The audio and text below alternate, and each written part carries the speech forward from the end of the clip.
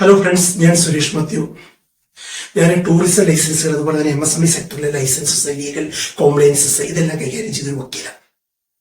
അപ്പോൾ ഇവിടെ നമ്മൾ ഇന്ന് പറയാൻ ഉദ്ദേശിക്കുന്നത് നമ്മുടെ സാധാരണക്കാരനുമായിട്ട് ടൂറിസത്തിന് അവർക്കൊരു സംരംഭം തുടങ്ങണമെങ്കിൽ ഒന്നെങ്കിൽ ഹോം സ്റ്റേ ആണ്, അല്ലെങ്കിൽ സർവീസ് ജോലിയാണ് അവരുടെ മുന്നിലുള്ള ഓപ്ഷൻ. ഒരു വെറും സാധാരണക്കാരായ മനുഷ്യൻ അവർക്ക് ടൂറിസത്തിലേക്ക് ഒരു കോൺട്രിബ്യൂട്ട് ഒരു സംരംഭം തുടങ്ങണമെന്നുണ്ടെങ്കിൽ അവരുടെ മുന്നിലുള്ള ഓപ്ഷൻസ് ആണ് ഒന്ന് ഹോം സ്റ്റേ, ഒന്ന് സർവീസ് ജോലിയില്ല. അപ്പൊ ഇന്ന് നമ്മൾ എടുക്കുന്ന സർവീസ് ജോലിയാണ്. ഈ സർവീസ് ജോലിയുടെ ഒരു ബാക്ക്ഗ്രൗണ്ട്, അതായത് ഇതിന്റെ ഒരു പുറകോട്ടുള്ള ചരിത്രം പരിശോധിക്കുക വളരെ വ്യക്തമായിട്ട് മനസ്സിലാവും.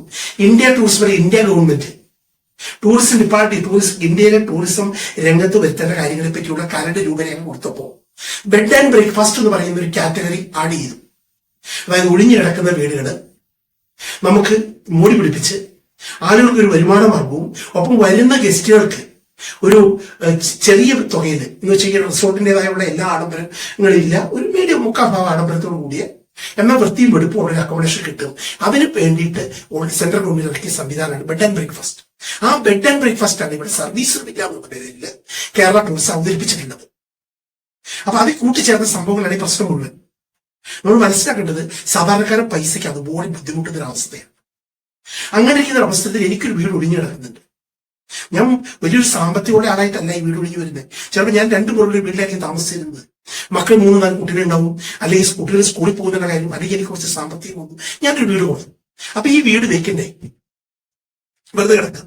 അപ്പൊ ഈ വെറുതെ കിടക്കുന്ന വീട്ടിൽ നിന്ന് എനിക്കൊരു എക്സ്ട്രാ വരുമാനം, അതിനു വേണ്ടിയാണ് ബെഡ് ആൻഡ് ബ്രേക്ക്ഫാസ്റ്റ് കൺസെപ്റ്റ് വരുന്നത്. ഇതാണ് ഇതിന്റെ ബാക്ക്ഗ്രൗണ്ട്. ഇത് മനസ്സിലാക്കി തന്നെ ഈ കാര്യങ്ങളെ ക്ലിയർ ആയിട്ട് മനസ്സിലാവും. അപ്പൊ നമ്മള് സർവീസ് വില്ല അല്ലെങ്കിൽ ബെഡ് ആൻഡ് ബ്രേക്ക്ഫാസ്റ്റ് എന്ന് പറഞ്ഞ് ഒരു വീട് ഒരു പ്രത്യേക മെഷർമെന്റ് പണിയുന്നതല്ല, മറിച്ച് നമുക്ക് ഉപയോഗമില്ലാത്ത, നമ്മൾ ഉപയോഗിക്കുന്നില്ലാത്ത ഒരു വീട് ഒഴിഞ്ഞു കിടക്കുന്നതിനെ നമ്മൾ ടൂറിസത്തിന് ഒരു സംരംഭമാക്കി മാറ്റി അതിനെ മുന്നോട്ട് കൊണ്ടുപോയി അത് നമ്മുടെ ഒരു വരുമാന മാർഗമാക്കി മാറ്റുന്ന പ്രക്രിയയാണ് സർവീസ് വില്ല. അല്ലാതെ കൃത്യമായിട്ട് മുനിസിപ്പൽ പ്ലാൻ പോയിട്ട് പ്ലാൻ വരപ്പിച്ച് അതിന് അപ്രൂവൽ മേടിച്ച് ഒരിക്കലും അങ്ങനെ തരും. ഇവിടെയാണ് ഈ പ്രശ്നമുള്ളത്. സർവീസ് വില്ലയ്ക്ക് NOC എന്ന് പറഞ്ഞ് നമ്മൾ പഞ്ചായത്തിനെ, മുനിസിപ്പാലിറ്റിയുടെ, കോർപ്പറേഷനെ സമീപിക്കുന്ന സമയത്ത് അവരെടുക്കുന്ന സമീപനം ഇപ്പോൾ ഉള്ള NOC സംവിധാനം മാറ്റണം. പകരം വേണ്ടത് ലൈസൻസ് കൊടുക്കുക.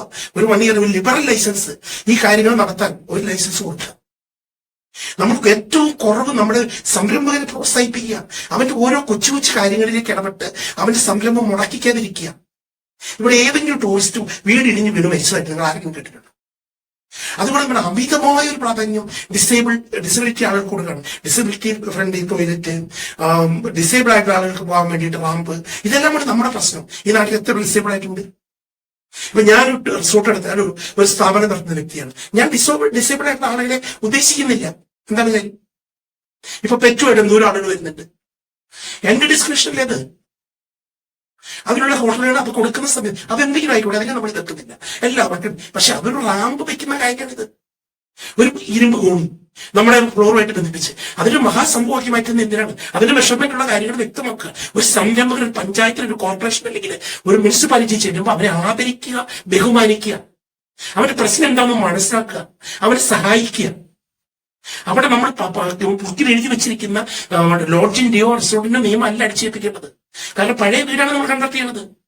അപ്പൊ പഴയ വീട് കൺവെർട്ട് ചെയ്യുമ്പോൾ നമ്മളെ കൊണ്ട് പുതിയ വീട് റെക്കമെൻഡേഷൻ ഉണ്ടാക്കാൻ പറ്റുമോ? ഒരിക്കലും പറ്റില്ല. ടൂറിസം ഇവിടെ ഒറ്റ കാര്യമുള്ളൂ, ടൂറിസം വികസിക്കണം. സർവീസ് ഇല്ലാന്നുള്ള കൺസെപ്റ്റ് കൊണ്ട് സാധാരണക്കാരായ മനുഷ്യർക്ക് ഒരു ഉപകാരം ഉണ്ടാകണമെന്നുണ്ടെങ്കിൽ ഒരു വക്കീൽ എന്നുള്ളതിനെ ഞാൻ പറയാണ്, സമീപനത്തിന് മാറ്റം വരണം. ഇന്നുള്ള NOC സംവിധാനം മാറണം. സർവീസ് ഇല്ലാണ്ട് ഒരു വീട് ഒഴിഞ്ഞു കിടക്കുന്നുണ്ടെങ്കിൽ നിങ്ങൾ കൊമേഴ്സ്യൽ ടാക്സ് പഠിച്ചോ? ആരാണതിനെതിരെ? നിങ്ങളായിട്ട് ഓരോ കൊച്ചു കൊച്ചു കാര്യം ഇതിലിത്ര ഹൈറ്റില്ല, ഇങ്ങനെ സ്റ്റെപ്പ് ഇത്ര വീതി കുറവ്. പഴയ വീട്ടിലേക്ക് ചങ്ങാതി ഈ സർവീസ് വീട്ടിലാക്കണേ, പിന്നെ ഇങ്ങനെ പണിത് വെച്ചേക്കുന്ന സ്റ്റെപ്പ് വീതി കൂട്ടാൻ പറ്റുമോ? പകുതി വെച്ചേക്കുന്ന വീടിന്റെ സ്റ്റെപ്പിന്റെ എണ്ണം കൂട്ടാൻ പറ്റുമോ? നടക്കില്ലാത്ത കാര്യങ്ങൾ, സാധിക്കില്ലാത്ത കാര്യങ്ങൾ. അപ്പൊ ഞാൻ ചോദിക്കട്ടെ, നമ്മളെന്തിനാണ് ഇത്രമാത്രം മെച്ചപ്പെടാവുന്നത്? ഞങ്ങൾ സാധാരണക്കാരായ ജനങ്ങളെ ഗവൺമെന്റ് വിശ്വസിക്കുക, പഞ്ചായത്ത് വിശ്വസിക്കുക. ഇവിടുത്തെ ജനങ്ങളെ നിങ്ങൾക്ക് വിശ്വസിക്കാൻ പറ്റില്ല. ആരാണ് വിശ്വസിക്കുന്നത്? ഈച്ച് ആൻഡ് എവരി കോർണറിൽ കയറി ഇന്റർഫിയർ ചെയ്ത് ഒരു സംരംഭകനെ എന്തിനാണ് മുടക്കുന്നത്?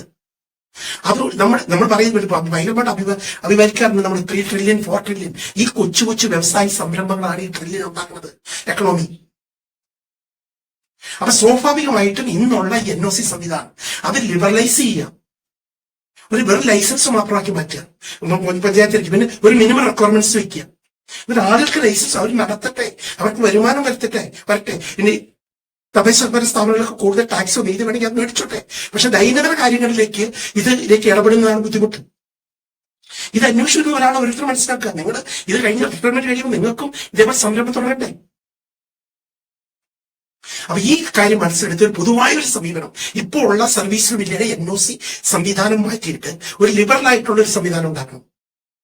ആ ഒരു അക്കൗണ്ടബിൾ ആയിരിക്കും. ആരും അല്ലാന്ന് പറയണ്ട, അല്ലാന്ന് പറയുന്നില്ല.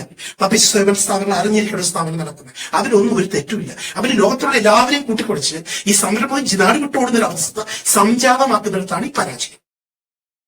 ഇപ്പൊ ഇരിക്കുന്ന നമ്മുടെ ടൂറിസം മന്ത്രി റിയാസിൻ മിനിസ്റ്ററായ സമയത്ത് കണ്ടമാന കോൺസുലേറ്റ് ലൈസൻസുകളിൽ മാറ്റങ്ങൾ വന്നു. കണ്ടമാന ആളുകൾക്ക് ലൈസൻസ് കിട്ടുന്നുണ്ട്. അദ്ദേഹത്തിന് നല്ല പെരുമാറ്റമുണ്ട്, തീരുമാനമുണ്ട്. അപ്പൊ ആ ഒരു സമീപനം ഈ പറയുന്ന സർവീസ് കമ്മിറ്റിയുടെ കേസിൽ അർജന്റായിട്ട് ഉണ്ടാവേണ്ടതായിട്ടുണ്ട്. അത് അങ്ങനെ തീരുമാനം ഉണ്ടാവും. അതൊരു നമ്മുടെ പൊതുജന അഭിപ്രായം ഉണ്ടാവേണ്ടത്. ടൂറിസം രംഗത്തുള്ള ആളുകളാണ് ഇതിനുവേണ്ടി രംഗത്ത് വരേണ്ടത്. ടൂറിസം എന്ന് പറയുന്ന കൺസെപ്റ്റ് മാറില്ല. അല്ല, ആ കൺസെപ്റ്റ് നമ്മൾ സാധാരണക്കാർക്ക് അതിൽ വരുമാന മാർഗം കിട്ടണമെന്നുണ്ടെങ്കിൽ ഈ കടുംപിടുത്തം ഉപേക്ഷിക്കുക, എന്തൊരു വേദനം നിയമത്തിന്റെ ശല്യം അവസാനിപ്പിക്കുക. എന്റെ ഈ ആശയം നല്ലതാണെന്ന് തോന്നുന്നെങ്കിൽ, ഞാൻ ഈ പറയുന്നത് സീരിയസ് ആയിട്ട് നിങ്ങൾക്ക് ഉൾക്കൊള്ളാൻ പറ്റുന്നുണ്ടെങ്കിൽ ഈ സംരംഭത്തിൽ ഇറങ്ങിപ്പുറപ്പെടുന്ന ആരെങ്കിലും ഒക്കെ എന്നെ സപ്പോർട്ട് ചെയ്യുന്നെങ്കിൽ നിങ്ങൾ സബ്സ്ക്രൈബ് ചെയ്യുക.